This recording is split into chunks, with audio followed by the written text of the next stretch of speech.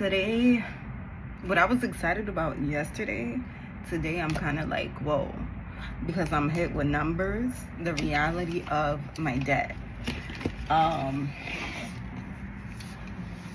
so today I have an appointment with a financial advisor, and I don't know how that will go. This is something I've been wanting to do for many years, and I kept putting it off. And then yesterday I went looking up one thing and it brought me back to that. So yeah, I printed out, my debts. I'm gonna bring my laptop. I don't know how this is gonna go. They said I didn't need to bring anything, but I'm like, okay, is this gonna be like a crash course on how to hack? Because I've been there, done that. I was managing my debts through Excel spreadsheets, and I was doing all right, but it seems like, I want to say within the past, let's say 5 months, my debt increased even more. And honestly, it's just poor mismanagement of money and spending more than I was bringing in.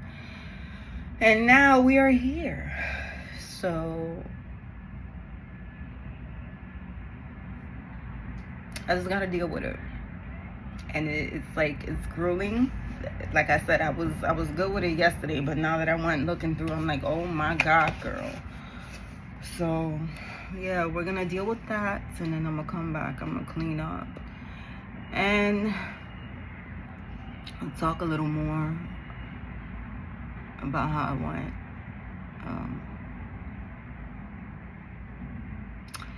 Yeah, it's all in that here. I'm giving you cash, city cash. This is city cash.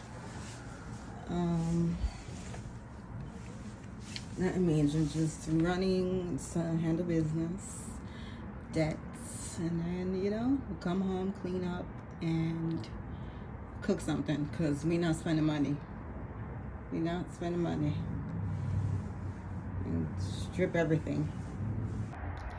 So I have made it back from the financial literacy meeting, or financial counseling meeting. Very emotional. I cried. I guess I'm just overwhelmed with all my debts. It's not that I guess, I am. So that was a big step for me, because like I said, that was something I wanted to do for a while, and I finally did it. So in the midst of that, we jotted down numbers, we jotted down how to address these things, which was stuff I already knew, but it has me being accountable to somebody to address these things. So I'm really proud of myself for that. And then I had to go deal with another situation, which was waterworks, and I'm laughing because if I was still working nights, this would be something I would have never addressed, and I would have still been rolling in the debt.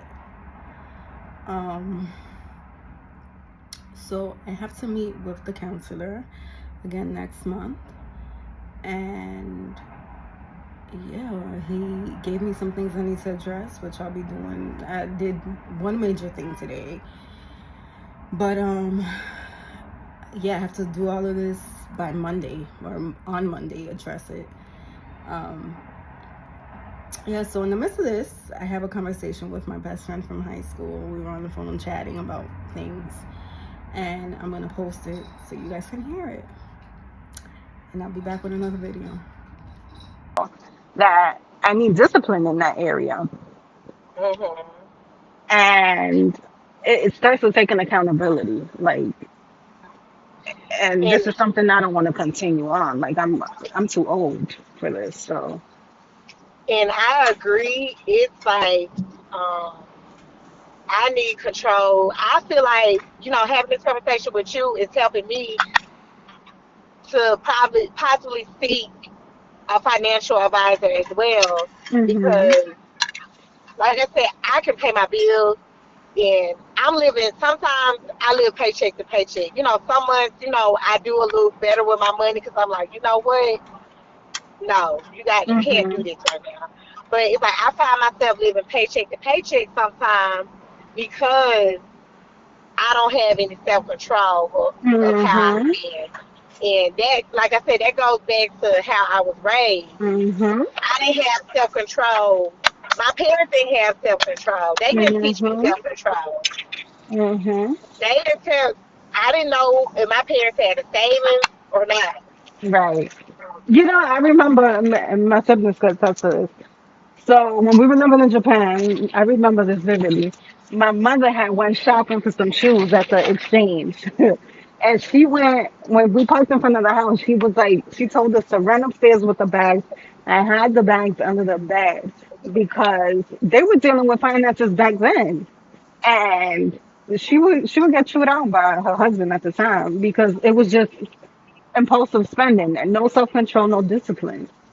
So us today, well, I don't know about my other siblings, but for myself, I follow in that same pattern where I have no discipline or I start good, but then somewhere along the way, I'm like, all right, whatever, and I let go and I'm back at the same square that I started at. Like, so I think just as we said earlier, being able to step back because I'm not working and really see the reality of where I'm at, and even with finances, and start from scratch and have some discipline and be realistic about where you're at.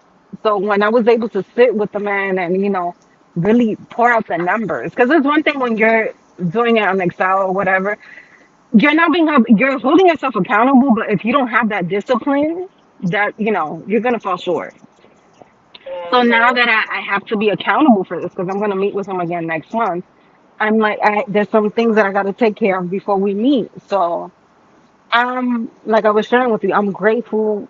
As much as I have a love-hate relationship with New York, there's so many resources out there to get your life together. Like, so I'm really glad that I took this first step, like, and I just pray that I stick with this. I will stick with this because this is a life skill that I'm finally learning or getting a hold. At this age.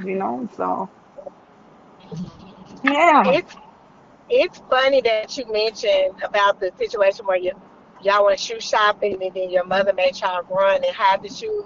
Mhm. I grew up similar. Like my mom was the spender. Mhm. My dad, he was like I said, he grew up different. Like he had to work as a teenager. He had to help with bills. He had to help take care of younger siblings. So he was more tight with the money. Mhm. And I don't know if he was tight because they was going through financial issues or he was tight because he like, you know what, we don't need to spend all this. Because he Mhm. didn't grow up having everything that he wanted. So my Mhm. mom, she would go shopping for me and my brother and hide a lot of the stuff Mhm. from my dad. Hmm. So it seems And like she the would do men are it. more disciplined in that area than the women. Yeah, Yeah. yeah. But these are life principles. And then, like, we were talking, yesterday about this? About how Uh-huh. financial literacy needs to be taught to these It kids. Like, do. Yeah. yeah. Well, we didn't get that because we lived overseas. Like, we were way behind in the curriculum, anyways. But, But I don't think they teach that here neither. Cause Robert is in the seventh grade and he's doing pre-algebra and um, geometry, things like that. They need to be teaching these kids early, right, accounting, financial management, um, right, budgeting. right. Those are the courses that needs to be implemented in middle school as early as seventh grade, all the way up to 12th grade. And it needs Um, to be like realistic things that's going to help prepare you to be an adult a because successful we're adult. exactly because we're 35 and now we're really sitting back and trying to get our life together when Mhm. I feel like we should have been doing this earlier, but we didn't know other resources because we were never taught the resources. Mhm. So if And it's I taught think in a grade lot of it, school, a lot of it goes to, like, you have to be understanding of people's situations because we do not all grow up the same in the same households and the same dynamics. And especially for us, we grew up overseas. And then to come to the States and figure it out, like it's different. It's a different ballgame. Hmm. So And then we came at a crazy, like at the at a transitional time. right. I came to Japan beginning of ninth grade, like Hmm. September, October of Hmm. ninth grade. Then Hmm. I graduated and I left immediately after high school. So it Mm. was like I came to Japan as a preteen.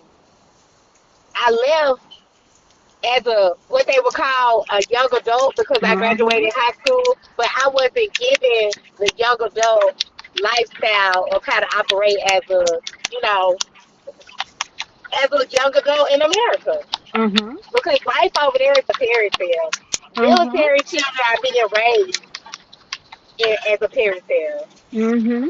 in an overseas environment. And so, I mean, So, in that, like, you got to be a little gentle with yourself, but still, those life skills apply. And you don't want to, pass down the debt and poor skills, poor money managing skills and life skills to your children as well. Like, mhm. so I'm going to bring you back to another conversation. Um, but that's all I got for today. So I'll end it here.